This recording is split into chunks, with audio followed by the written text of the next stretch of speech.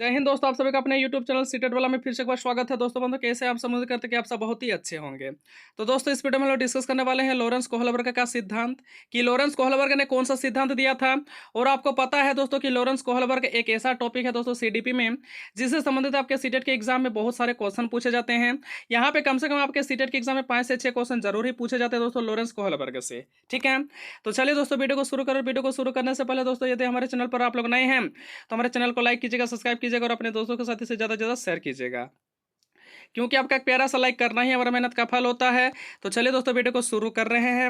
रही बात दोस्तों कि लॉरेंस कोहलबर्ग ने कौन सा सिद्धांत दिया था, तो याद रखिएगा दोस्तों, लॉरेंस कोहलबर्ग ने नैतिक विकास का सिद्धांत दिया है। ठीक है, तो सबसे पहले दोस्तों हम लोग जानेंगे लॉरेंस कोहलबर्ग के बारे में, बेसिक बेसिक चीज़ों को। ठीक है, उसके बाद हम लोग जानेंगे दोस्तों लॉरेंस कोहलबर्ग के नैतिक विकास का सिद्धांत। ठीक है, तो चलिए दोस्तों देखिए, रही बात दोस्तों कि लॉरेंस कोहलबर्ग का जन्म कहाँ हुआ था दोस्तों, कब हुआ था, तो याद रखिएगा दोस्तों, मेरे भाई मेरे बंधु मेरे, कि लॉरेंस कोहलबर्ग का जन्म जो हुआ था वो 25 अक्टूबर 1927 को हुआ था। कब हुआ था? 25 अक्टूबर 1927 को हुआ था।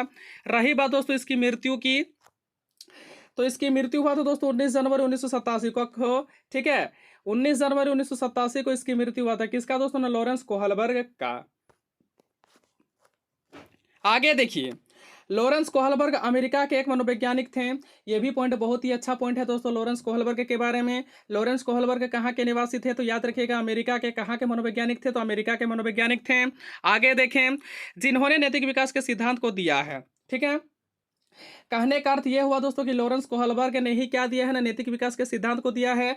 और यह क्वेश्चन आपके सीटेट के पेपर में पूछा जाता है कि लॉरेंस कोहलबर्ग ने कौन सा सिद्धांत दिया है, तो याद रखिएगा नैतिक विकास का सिद्धांत को दिया है। ठीक है, और वे किस डिपार्टमेंट में काम करते हैं दोस्तों, ये कभी कभार पूछ लिया गया था। ठीक है, जो कि अभी आप लोगों का नहीं पूछता है दोस्तों, इसीलिए मैंने इस पॉइंट को इंक्लूड करा है। ये पॉइंट को आप लोग देखिएगा दोस्तों, एक्स्ट्रा में ही लीजिएगा इसको। ठीक है, क्योंकि अभी का जो पेपर हो रहा है दोस्तों, अभी का एग्जाम में आपके यह पॉइंट से क्वेश्चन नहीं पूछा जाता है, लेकिन फिर भी मैं डिस्कस कर दे रहा हूँ। याद रखिए कि वे शिकागो विश्वविद्यालय, नंबर 2 दोस्तों हार्वर्ड विश्वविद्यालय। ठीक है, कौन सा डिपार्टमेंट, तो साइकोलॉजी डिपार्टमेंट के स्कूल में क्या थे ना, असिस्टेंट प्रोफेसर थे। ठीक है, ये पॉइंट जो थे दोस्तों, ये पॉइंट उतना इंपॉर्टेंट नहीं है, लेकिन फिर भी आप जान लीजिए। ठीक है, आगे देखो, लॉरेंस कोहलबर्ग अपने एक्सपेरिमेंट में छोटी कथाओं को उपस्थित कर उससे संबंधित नैतिक समस्या के संबंध में क्वेश्चन पूछते थे। और लॉरेंस कोहलबर्ग क्या करते थे दोस्तों, एक सेमिनार बुलाते थे। सेमिनार में क्या करते थे, छोटी छोटी कथाओं को उपस्थित करते थे, किसके सामने? स्टूडेंटों के सामने। और देखिएगा दोस्तों, मेरे भाई मेरे बंधु मेरे, सेमिनार बुलाते थे। सेमिनार बुला करके क्या करते थे, छोटी छोटी कथाओं को उपस्थित करते थे स्टूडेंटों के सामने। और वहां से नैतिक समस्याओं से संबंधित जितने भी क्वेश्चन होते थे दोस्तों, वो सारे क्वेश्चन स्टूडेंट से पूछते थे। ठीक है, जैसे कि जन्म के टाइम बच्चे का नैतिकता क्या होता है, जैसे जैसे बच्चा बड़ा होता है दोस्तों उसकी नैतिकता कैसे होती जाती है। ठीक है, जैसे कि सपोज दैट दोस्तों, एक एग्जांपल बहुत ही ज़्यादा फेमस एग्जांपल है। अगर जैसे सपोज कि एक बूढ़ा व्यक्ति यदि रोड को पार कर रहा है, यदि आप साइड में खड़े हैं, तो दोस्तों आपका नैतिकता वहाँ पे क्या कहना चाहिए ना, आपका नैतिकता वहाँ पे ये कहना चाहिए दोस्तों कि इस बूढ़े आदमी के रोड पार करने में हम इसकी मदद करेंगे। ठीक है, यही आपकी नैतिकता कहती है। ठीक है, तो ठीक उसी प्रकार से दोस्तों लॉरेंस कोहलबर्ग ने अपने सेमिनार में नैतिक समस्याओं से संबंधित क्वेश्चन पूछते थे, किससे? न, स्टूडेंटों से। लेकिन इसका कंडीशन क्या होता था दोस्तों, वो सबसे पहले छोटी छोटी कथाओं को उपस्थित करते थे स्टूडेंट के सामने। ठीक है, आई बात समझ में? आगे बढ़े, यहाँ तक आप लोगों को समझने में किसी प्रकार का कोई दिक्कत? हमें लगता है कि किसी प्रकार का कोई दिक्कत नहीं होनी चाहिए। आगे देखो कि लॉरेंस कोहलबर्ग जो है दोस्तों, दो बातों पर सबसे ज़्यादा जोर देते हैं। नंबर 1 नैतिक दुविधा, और नंबर 2 दोस्तों नैतिक तर्कना। ठीक है, ये दो बात जो है दोस्तों, दो बातों पर लॉरेंस कोहलबर्ग जो है बहुत ही ज़्यादा ध्यान देते हैं। ठीक है, बहुत ही ज़्यादा जोर देते हैं। ठीक, देखिए दोस्तों, नैतिक दुविधा किसे कहते हैं समझिए। यहाँ पे लिखा हुआ है भी है दोस्तों, ये आपके नोट्स के लिए है, लेकिन दोस्तों मेरे भाई मेरे बंधु मेरे, मेन फैक्ट होता है समझने वाली बात। ठीक है, तो नैतिक दुविधा क्या होता है समझिए।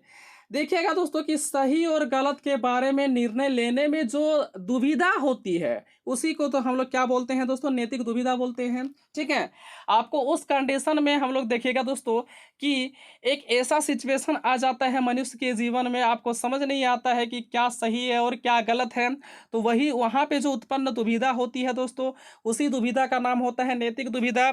जैसे कि बहुत ही फेमस एक एग्जाम्पल है हिंज की स्टोरी। ठीक है, आप लोगों को सभी को पता है दोस्तों हिंज की स्टोरी, कि हिंज अगर चोरी करेगा तो उसे पुलिस पकड़ लेगी और नहीं करेगा तो उसकी वाइफ मर जाएगी। ठीक है, तो यहाँ पे देखिए दोस्तों, अगर चोरी करता है तो भी जाता है और नहीं चोरी करता है तो भी इसका ही जाता है। ठीक है, इसमें तेरा घाटा, इसमें मेरा कुछ नहीं जाता। ऐसा ही कुछ बात है दोस्तों हिंज की, मतलब हिंज के ऊपर फिट बैठता है। ठीक है, कि हिंज अगर चोरी करेगा तो उसको पुलिस पकड़ लेगी और नहीं करेगी तो उसकी पत्नी मर जाएगी। ठीक है, तो बताइए दोस्तों, बहुत ही बड़ा दुविधा है और यही दुविधा का नाम क्या होता है, यही दुविधा का नाम होता है आपका नैतिक दुविधा। ठीक है, आगे बढ़ें। अब बात करते हैं हम लोग नैतिक तर्कना के बारे में। तो नैतिक तर्कना यानी सही और गलत में किसी एक को चुनना ही क्या कहलाता है, नैतिक तर्कना कहलाती है। जैसे कि दोस्तों रावण ने गलत का रास्ता अपना लिया था, बोला था कि हम एकदम मरते दम तक इसी रास्ते में रहेंगे, चाहे मेरे सामने भगवान ही क्यों ना आ जाए। ठीक है, और आखिर में यही चीज़ हुआ दोस्तों, रावण लड़ते लड़ते अपने मृत्यु को प्राप्त हो गया, लेकिन वो गलत का रास्ता नहीं छोड़ा। ठीक है, तो दोस्तों मेरे भाई मेरे बंधु मेरे याद रखिएगा कि नैतिक तर्कना क्या होती है, कि सही है तो आप सही ही रहिए और गलत है तो आप गलत ही रहिए, मतलब किसी एक रास्ते को चुन लीजिए आप। ठीक है, किसी एक रास्ते को चुन लीजिए, वही आपका कहलाता है नैतिक तर्कना। जैसे कि रावण ने गलत का रास्ता को अपना लिया था। ठीक है, आगे देखो, अब हम लोग थोड़ा सा बात कर लेंगे दोस्तों नैतिकता के बारे में। ठीक है, नैतिकता होता क्या है इसके बारे में थोड़ा सा डिस्कस कर लेते हैं। यह वह गुण है जिससे हमें सही और गलत की पहचान होती है। नैतिकता से है ही हमें क्या पहचान होती है कि क्या सही है और क्या गलत है। ठीक है ना, सही और गलत के बीच में हम डिफरेंस कर पाते हैं, किसके कारण, नैतिकता के कारण। ठीक है, और एक बच्चा जो होती है वो नैतिकता कहाँ से सीखती है, तो याद रखिएगा, एक बच्चा अपने सामाजिक परिवेश से ही नैतिकता और अनैतिकता को जानता है। यानी जिस प्रकार का समाज होगा दोस्तों, एक बच्चे का नैतिकता उसी प्रकार से होगी। ठीक है, अगर सपोज दैट मान के चलते हैं कि एक समाज में बहुत ही अच्छे अच्छे व्यक्ति रहते हैं, वे समाज में सारे व्यक्ति क्या करते हैं, एक दूसरे की मदद करते हैं, तो वहाँ पे जो बच्चे का जन्म होगा उसकी भी जो नैतिकता होगी दोस्तों, उसका भी बहुत ही अच्छा नैतिकता होगा। ठीक है, इसके विपरीत जो यदि दोस्तों कि एक बच्चा जो है ऐसे समाज में बच्चे का जन्म होता है जहाँ पर किसी से कोई लेना देना नहीं है, ठीक है, एक दूसरे का कोई भी मदद नहीं करता है, तो वो बच्चे का भी नैतिकता ठीक उसी प्रकार से होगा। वो भी बच्चा बड़ा होकर के किसी का मदद नहीं करेगा। ठीक है, वो मतलब इस प्रकार से समझेगा कि हम किसी का मदद करेंगे तो वह जो है दोस्तों वो अमीर हो जाएगा और हम गरीब रह जाएंगे। ठीक है, तो ये कहलाता है नैतिकता। नैतिकता यह गुण होती है दोस्तों जिससे हमको सही और गलत की पहचान होती है, और बच्चा अपने सामाजिक परिवेश से, अपने परिवेश से ही क्या सीखता है, नैतिकता और अनैतिकता के बारे में सीखता है। ठीक है, समाज से ही सीखता है कि क्या गलत है और क्या सही है। ठीक है, आई बात समझ में, आगे बढ़ें। चलिए आगे बढ़ते हैं दोस्तों। अब बात कर लेते हैं लॉरेंस कोहलबर्ग का नैतिक विकास का सिद्धांत। ये जो फोटो में देख रहे हैं दोस्तों, ये जो व्यक्ति हैं यही क्या है ना, लॉरेंस कोहलबर्ग है। ठीक है, देख रहे हैं दोस्तों ये इमेज में, ये जो इमेज यहाँ पे लगा हुआ है यही लॉरेंस कोहलबर्ग है। यदि बात किया जाए दोस्तों कि लॉरेंस कोहलबर्ग के अनुसार विकास के 3 स्तर है, कौन सा विकास, नैतिक विकास के 3 स्तर है, कौन कौन सा स्तर, याद रखिएगा आपके सीटेट के एग्जाम में यहीं से बहुत सारे क्वेश्चन पूछे जाते हैं। नंबर 1 हो गया दोस्तों ना पूर्व परंपरागत स्तर, नंबर 2 हो गया परंपरागत स्तर, नंबर 3 हो गया दोस्तों पश्चिम परंपरागत स्तर। ठीक है, लॉरेंस कोहलबर्ग जो है दोस्तों नैतिक विकास के सिद्धांत को 3 स्तर में बांटा है, और वह स्तर कौन कौन सा है दोस्तों, नंबर 1 में हो गया कि पूर्व परंपरागत स्तर। ठीक है, नंबर 2 में हो गया परंपरागत स्तर, नंबर 3 में हो गया दोस्तों पश्चिम परंपरागत स्तर। ठीक है, अंग्रेजी वाले जरा ध्यान दीजिएगा दोस्तों, अंग्रेजी में भी यहाँ पे लिखा हुआ है। ठीक है, आगे बढ़े दोस्तों, चलिए हम लोग सबसे पहले जानते हैं पूर्व परंपरागत स्तर के बारे में। ठीक है, उसके बाद हम लोग जानेंगे परंपरागत स्तर के बारे में, उसके बाद हम लोग जानेंगे पश्चिम परंपरागत स्तर के बारे में। ठीक है, ये तीनों स्टेज से दोस्तों आपके सीटेट के एग्जाम में क्वेश्चन पूछे जाते हैं और अच्छा खासा क्वेश्चन पूछे जाते हैं। ठीक है, तो चलिए सबसे पहले एक एक करके हम लोग डिस्कस करते हैं। रही बात दोस्तों की पूर्व परंपरागत स्तर, तो सबसे पहले आपका क्वेश्चन जो पूछा जाता है दोस्तों पूर्व परंपरागत स्तर से, कि पूर्व परंपरागत स्तर का उम्र कब से कब तक मानी जाती है। तो याद रखिएगा दोस्तों कि इस अवस्था का जो उम्र है 4 से 10 वर्ष तक मानी जाती है। कब से कब तक? 4 से 10 वर्ष तक मानी जाती है। ये क्लियर है दोस्तों। आगे बढ़े हैं। इस अवस्था में बच्चों की नैतिकता शून्य होती है, और इस अवस्था में जो है तो होता है दोस्तों बच्चों की नैतिकता क्या होती है? न शून्य होती है। अर्थात अगर कहा जाए कि बच्चों को सही और गलत के बारे में जानकारी नहीं होती है। अगर बात किया जाए दोस्तों कि पूर्व परंपरागत स्तर के बारे में, तो दोस्तों मेरे भाई मेरे बच्चों मेरे, कि इस स्टेज में बच्चों को यह जानकारी नहीं होती है कि गलत और सही क्या है। ठीक है, आई बात समझ में। इस अवस्था में नैतिक तर्कना दूसरों लोगों के मानकों के अनुसार होती है। इस स्टेज में बच्चा क्या करता है कि मान के चलते हैं अपनों से जो है दोस्तों एल्डर को फॉलो करते हैं। ठीक है, यंगस्टर को नहीं दोस्तों, एल्डर को फॉलो करते हैं, जो उसका एल्डर बोलते हैं वही चीज़ करते हैं। ठीक है, तो इस अवस्था में जो बच्चों की नैतिकता होती है, नैतिक तर्कना जो होती है दूसरों लोगों के मानकों के अनुसार होती है। ठीक है, इस अवस्था को दो भागों में बांटा गया है। जैसे नंबर 1 हो गया दोस्तों दंड एवं आज्ञा। दंड एवं आज्ञा की बात कर लेते हैं तो क्या है जरा देख लीजिए। इसमें बच्चे की नैतिकता सजा और आज्ञा पालन पर आधारित होती है। ठीक है, जैसे कि दोस्तों जब हिंज ने चोरी की तो बच्चे ने सोचा कि वह चोरी करेगा तो उसे सजा मिलेगी, है ना। जैसे दोस्तों कि हिंज ने चोरी किया, ठीक है, तो हिंज ने जब चोरी किया तो बच्चों ने सोच लिया कि उसने तो चोरी किया है, उसको तो सजा मिलेगा। ठीक है, आई बात समझ में। आगे देखो नंबर 2 साधात्मक सापेक्षता।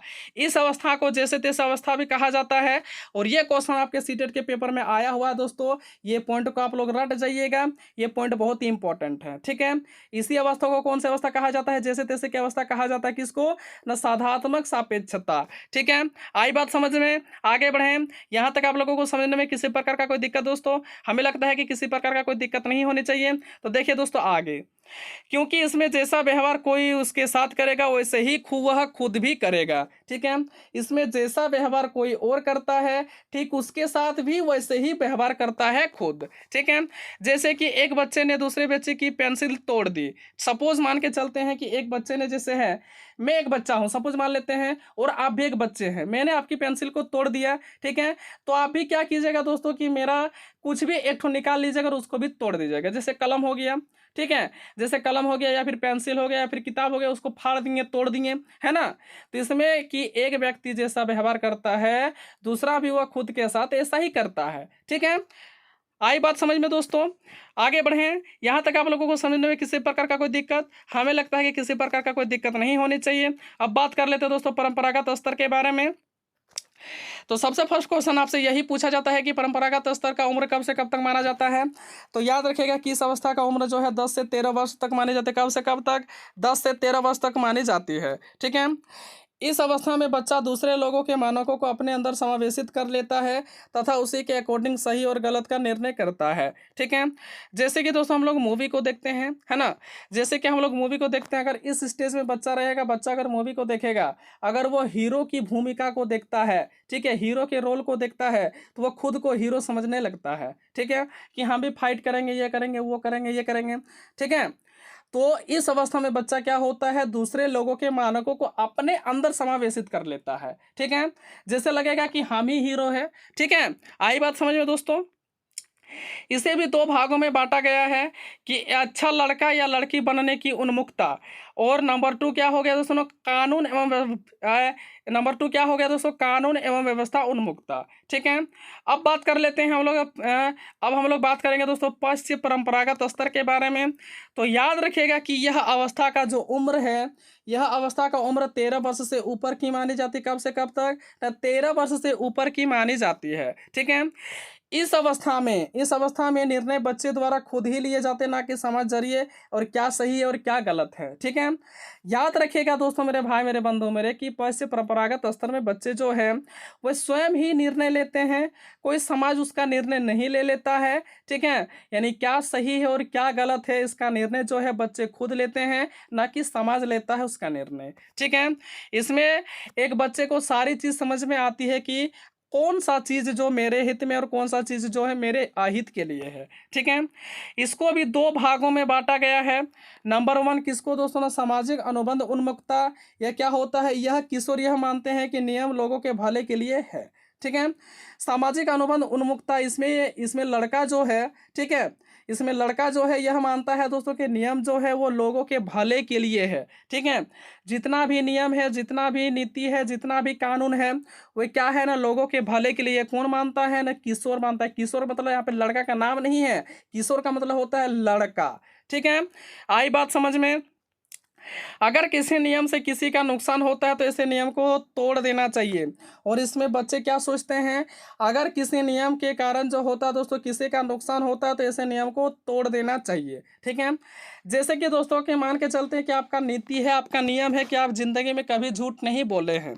ठीक है, लेकिन अगर किसी की जान पर बन आती है, अगर मान के चलते हैं कि कोई भी एक अच्छा आदमी है ना, जिसको लोग मारना चाहता है, यदि आपके घर में घुस जाता है तो आपको इस नीति को, इस नियम को क्या करना चाहिए ना, तोड़ देना चाहिए। क्यों? क्योंकि आपके एक झूठ के कारण उस व्यक्ति का जान बच सकता है ना। इसीलिए कहा जाता है कि अगर किसी नियम में किसी का नुकसान हो रहा है तो ऐसे नियमों को क्या कर देना चाहिए, छिन्न भिन्न कर देना चाहिए, तोड़ देना चाहिए। आई बात समझ में दोस्तों?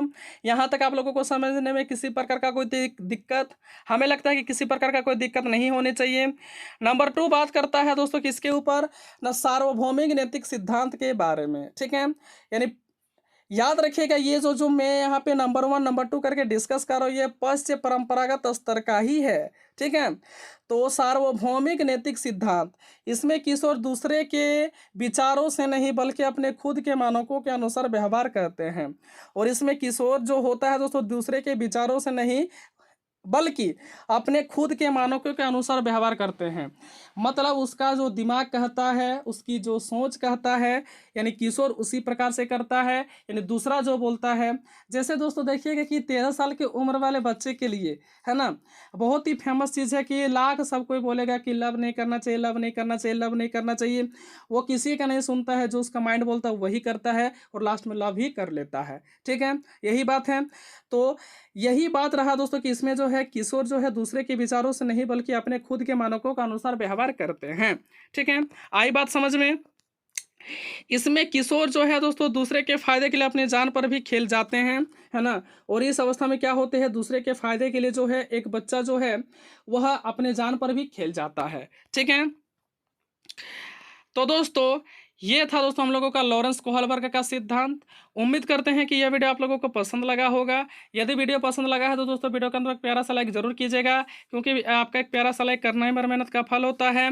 तो चलिए दोस्तों इस वीडियो में इतना ही डिस्कस करते हैं, मिलते हैं नेक्स्ट वीडियो पर। तब तक के लिए आप लोगों का बहुत बहुत धन्यवाद वीडियो के अंदर तक देखने के लिए। और वीडियो के अंदर दोस्तों जय हिंद, जय भारत।